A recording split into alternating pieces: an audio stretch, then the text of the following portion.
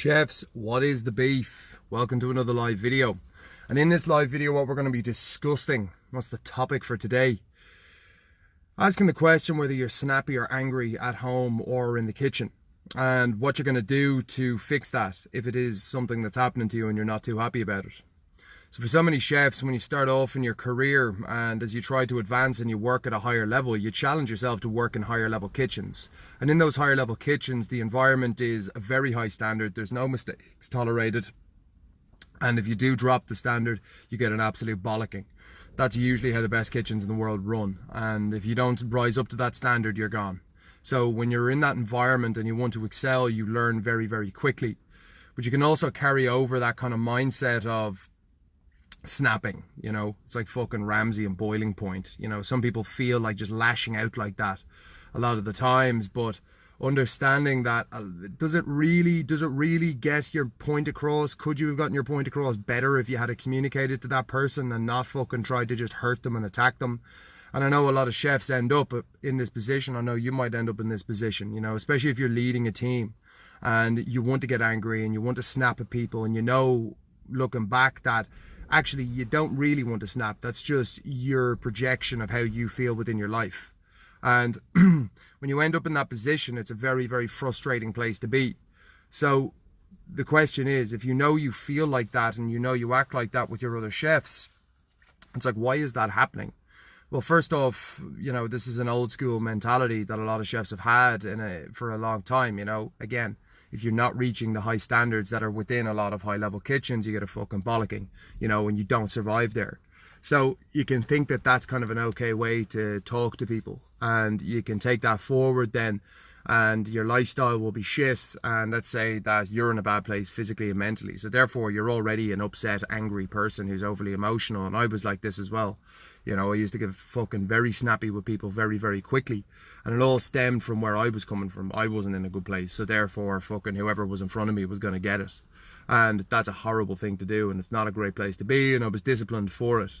And in your own situation, it's going to be a similar enough thing, you know, where you're snapping. You don't really want to snap at people, or you're losing your fucking cool and you're not calm and collected in the kitchen like you should be.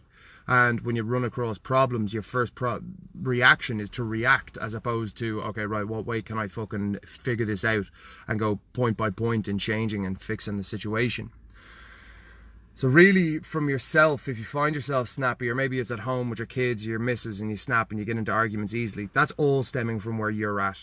Understand that first and foremost. It's all stemming from where you're at. If you drink on a regular basis, if you're fucking drinking lots of coffee, you know, and your energy levels are fucked and you feel unmotivated and lethargic outside work, there's a very, very good chance that that is the root cause of where you're at. On top of that, then you might be pissed off with your situation in life and your situation in work, where you haven't progressed to the level you'd like to, you're getting shafted by your employer, whatever it is. All of these things in combination make you an angry person. They make you an overly emotional person who's not in control. And that ends up rearing its head, where you end up just not performing and you end up freaking out. And the truth is, when you do that in work, getting angry doesn't fix anything. Getting angry just makes you lose your cool. So you're better off prioritizing and executing. If a problem comes across your way and someone's fucked something up on an order, take it step by step. What's number one most priority? What's number two? What's number three? Execute on number one, number two, and number three in that order. Like, that's the way to fix problems. You know, you have to fucking break it down into tasks. Freaking out does nothing. And usually when you get... Jesus Christ, what was that? Bit of a car fucking hit me there. Interesting. I think a bit of the roof fell off the gym. Anyway, back to that. Back to what we're saying.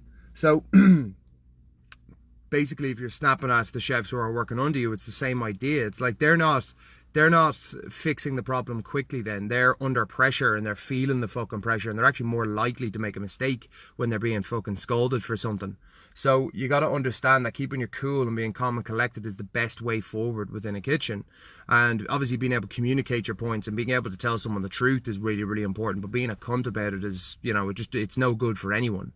So when you're in that position, understand that if your health is in disarray and you've had this mentality for years that it's It's not the best way to go about things. So the best way to go about things is coming into a kitchen with a positive perspective, you know, positive perspective. The thing that changed a lot for me was having a morning routine.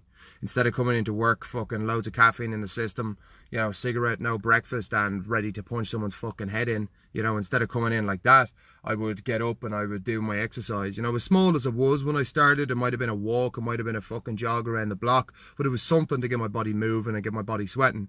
Have a fucking shower, meditate, drink some water, have a breakfast, and then I'm into work. And the difference in my frame of mind when I was talking to people, totally different, way more positive, way more, you know, way more collected in what I was doing. And that's a really, really, really important part of this. So when I went into work then, problems were getting solved as opposed to problems being caused by my level of anger.